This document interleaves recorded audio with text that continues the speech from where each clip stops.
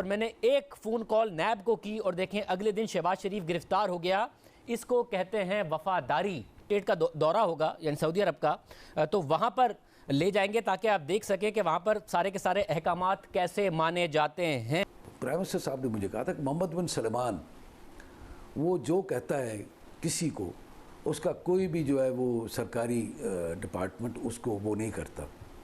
तुम हर बात में मुझे कहते हो कि आईन ये कहता है, कानून ये कहता है। मैंने कहा सर बात ये है कि यहाँ पर हमारे पास डेमोक्रेसी है, तो वो किंगडम है और ये डेमोक्रेसी है। तो उन्होंने कहा कि नहीं सबको उठा के जेल में डाल दिया था। उसको मतलब जो वो कह दे that is a law. No no no no no no, मतलब हर एक के लिए फलां को क्यों नहीं पकड़ते, फलां को पकड़ लो, फलां ने आज ये कहा है पकड़ लो। वो कहते सर खुदा का वास्ते हम कोई मतलब कोई गैंग थोड़ा है।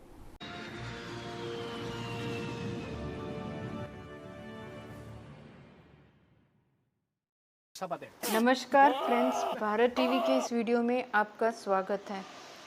जैसा हम सभी जानते हैं, पाकिस्तान में इमरान सरकार का बुरा हाल है। ऑपोजिशन को बिना वजह के जेल में डाल दिया जाता है।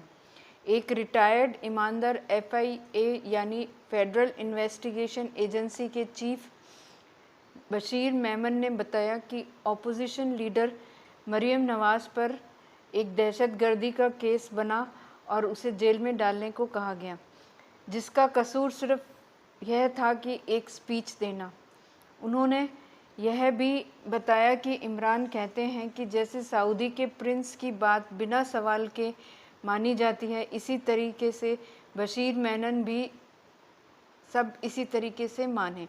इसी पर इस वीडियो में बातचीत है, आइए देखते हैं। देखने के साथ मेरी रिक्वेस्ट है कि मेरे चैनल को सब्सक्राइब कीजिए और मेरा हौसला बढ़ाएं, साथ ही बेल आइकन प्रेस करके आगे की वीडियोस की नोटिफिकेशन समय पर पाएं। Thank you and have a nice day. हमारे साथ मौजूद हैं खुद साबिक DG बशीर मेमन साहब। बशीर मेमन साहब, बहुत शुक्रिया मैं शो में ज्वाइन करने के लिए। साहब भी आपने एक पूरे का पूरा बताया है कि क्या हालात वाक़यात हुए, उसके बावजूद ये क्या हुआ कि आपको पहले वज़ीर आज़म ने कहा, फिर फ़रूक नसीम साहब पुश करते रहे, क्या कहानी है? मैं समझता हूँ उसके लिए पूरी चीज़ समझना बहुत वो होगी कि मुझे बुलाया गया प्राइम मिनिस्टर ऑफिस, मुलाकात हुई, उन्होंने कहा कि यही करो, मतलब आप हिम्मत करो और मतलब कर सकते हो। मुझे नहीं पता था कि केस क्या है। ये कहा और आपको ताना दिया कि आपने कुछ नहीं किया और मैंने एक फ़ोन कॉल नैब को की और देखें अगले दिन शहबाज शरीफ गिरफ्तार हो गया। इसको कहते हैं वफादारी। वज़ीर आज़म इमरान खान ने आपको ये कहा? जाहिर है वही चीफ एग्जीक्यूटिव है ना पाकिस्तान के। कि आपको कहा गया एक ऑफिशियल की तरफ से कि आपको जो जब अरब स्टेट का दौरा होगा यानी सऊदी अरब का, तो वहाँ पर ले जाएंगे ताकि आप देख सकें कि वहाँ पर सारे के सारे अहकामात कैसे माने जाते हैं। ये क्या वाक़या है?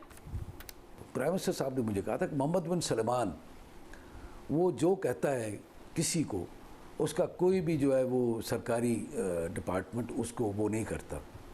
तुम हर बात में मुझे कहते हो कि आईन ये कहता है, कानून ये कहता है। मैंने कहा सर बात ये है कि यहाँ पर हमारे पास डेमोक्रेसी है, यहाँ पे कोर्टें आज़ाद है, अदलिया आज़ाद है, और हमने इंक्वायरी सिर्फ करना और पकड़ना, सिर्फ अरेस्ट करना नहीं होता, हमने उसी केस को प्रोसेस करके कोर्ट में ले जाना होता है कन्विक्शन तक। तो हमने फिर ज़ाहिर डिफेंस के लॉयर्स भी होते हैं, तो वो किंगडम है और ये डेमोक्रेसी है। तो उन्होंने कहा कि नहीं सबको उठा के जेल में डाल दिया था, उसने सबको 5 स्टार में बंद किया जो पैसे देते थे। मैंने कहा सर ये डेमोक्रेसी है और यहाँ पे कोर्ट्स हैं। हमने कोई डॉक्यूमेंटेशन करनी होती है, कोई हमें एविडेंस चाहिए होता है, उसके बाद हमने कोर्ट में जाकर के करना होता है। वही 14 दिन का हम रिमांड ले सकते हैं, इससे ज़्यादा हम नहीं ले सकते। जो कानून में लिखा हुआ वही होगा ना। अब ये तो नहीं हो सकता कि वो जिस तरह चाह रहे थे, मतलब जो वो कह दे that is a law. No no no no no no, किसी के बोले हुई कोई भी चीज़ लॉ नहीं है। हाँ, पार्लियामेंट कोई चीज़ कह दे या कोर्ट कोई चीज़ कह दे तो उस पर इम्प्लीमेंट करना होता है। वैसे क्या ये भी दुरुस्त है कि आपको राना सनाउल्लाह को खिलाफ कार्रवाई के लिए भी बार बार कहा गया मगर आपने नहीं की और उसके बाद एंटी नार्कोटिक्स फोर्स ने कार्रवाई की राना सनाउल्लाह के खिलाफ? अब मैं डिटेल्स मैं आपको बताता हूँ कि मेरे ख्याल में शायद ही कोई PMLN का कोई ख़ास तौर पे जो ज़ोर था वो था मियाँ नवाज़ शरीफ और मरियम नवाज़ साहिबा पे, शहबाज शरीफ साहब पे, और मतलब इन दो पे तो बाप बेटी पे तो बहुत ज़्यादा ज़ोर था। फिर शहबाज शरीफ साहब पे था, हमजा शहबाज पे था, एहसन इकबाल पे था, शाहिद खाकान अब्बासी साहब पे था, राना सनाउल्लाह, जावेद लतीफ़, और वो जो दस्तगीर साहब है, खुरम दस्तगीर साहब, फिर पीपल्स पार्टी से खुर्शीद शाह, नफीसा शाह साहिबा, और तीसरा वो जो खुकर साहब हैं हमारे इस्लामाबाद के, जिनका वो एक मरतबा मुस्तफ़ा नवाज़ खोकर, नैब के बाहर, हाँ नवाज़ खोकर साहब, मुस्तफ़ा नवाज़ खोकर साहब, वो सेनेटर थे, उनके ख़िलाफ़ मतलब जो भी बात करता था, जो भी टीवी पे आकर के या कोई टॉक शोज़ में या उस तरह की कोई बात करता था, ख्वाजा आसिफ और मरियम औरंगज़ेब, मतलब मुझे तो अच्छा। फिर असलान इफ्तिखार साहब जो है हमारे, जो चौधरी इफ्तिखार साहब के बेटे, फिर वो असफंद यार वली, अमीर मुकाम, मतलब हर एक के लिए, फ़लाँ को क्यों नहीं पकड़ते, फ़लाँ को पकड़ लो, फ़लाँ ने आज ये कहा है पकड़ लो।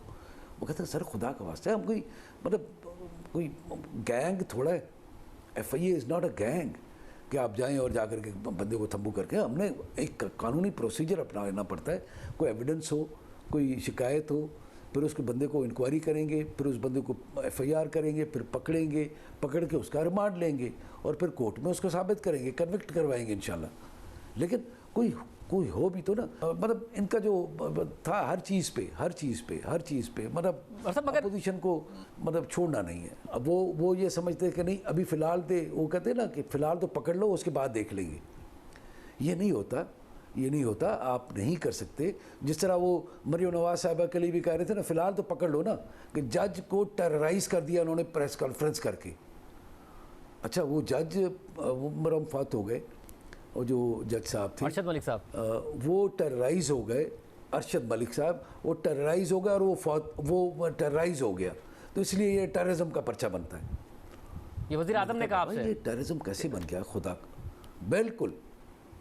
बिल्कुल ये तो खैर मतलब केस फाइल में बात मौजूद है। बाद में ये टेररिज्म का केस बनाने की कोशिश भी की गई, मेरे ख्याल में वो हाई कोर्ट में भी गए, फिर ज़ाहिर वो चलता रहा बड़ा लंबा अरसा, मेरे जाने के बाद भी वो चलता रहा, जब मैं छुट्टी पे चला गया उसके बाद भी।